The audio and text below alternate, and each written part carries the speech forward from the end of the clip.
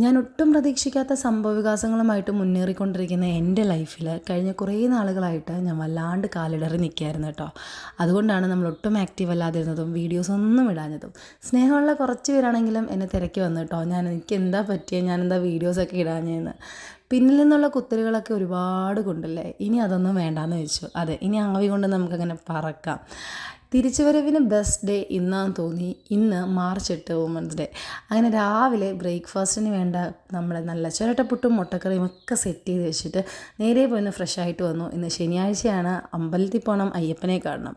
നല്ല കുരയാണ്. Physically mentally emotionally ഒക്കെ ഭയങ്കര ഡാമേജ്ഡ് ആയിട്ടുള്ള ദിവസങ്ങളായിരുന്നു എനിക്കിതിന് മുമ്പുണ്ടായിരുന്നത്. പക്ഷേ തിരിച്ചു വരണമല്ലോ, ഇങ്ങനെ ഇരുന്നാൽ പോരല്ലോ. ജീവിതമാകുമ്പോൾ ഏറ്റക്കുറച്ചിലുകളൊക്കെ ഉണ്ടാവും. ഈ നാളികേരം കത്തി അമരുന്നത് പോലെ നമ്മുടെ വിഷമങ്ങളും സ്ട്രഗിൾസും ഒക്കെ അങ്ങ് എരിഞ്ഞടങ്ങട്ടെ എന്ന് പ്രാർത്ഥിക്കാനല്ലേ നമ്മളെ കൊണ്ടൊക്കെ പറ്റും. അങ്ങനെ അതെല്ലാം കഴിഞ്ഞിട്ട് നേരെ നമ്മൾ ജിമ്മിലെത്തി കേട്ടോ. ഇപ്പോൾ എനിക്ക് ഇച്ചിരിയെങ്കിലും ഒരു റിഫ്രഷ്മെൻറ്റ് ഫീലൊക്കെ തോന്നുന്ന ഒരേ ഒരു സ്ഥലം ജിമ്മാണ്. തുടങ്ങിയിട്ടേ ഉള്ളൂ, എങ്കിലും നല്ല രസമുണ്ട്.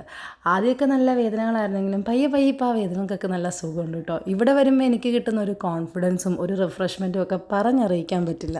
വളരെ നോർമലായി പൊയ്ക്കൊണ്ടിരുന്ന എൻ്റെ ലൈഫിൽ പെട്ടെന്ന് എന്തൊക്കെയോ സംഭവിച്ചു. എന്താ നടക്കണതെന്ന് എനിക്ക് പോലും ആദ്യമൊന്നും പിടുത്തം കിട്ടിയില്ല. സാരമില്ല, നമ്മുടെ ജീവിതം ഇങ്ങനെയൊക്കെയാണ് എന്ന് മനസ്സിലാക്കി മുമ്പോട്ട് പോയാൽ തീരാവുന്ന പ്രശ്നങ്ങളൊക്കെ ഉള്ളൂ.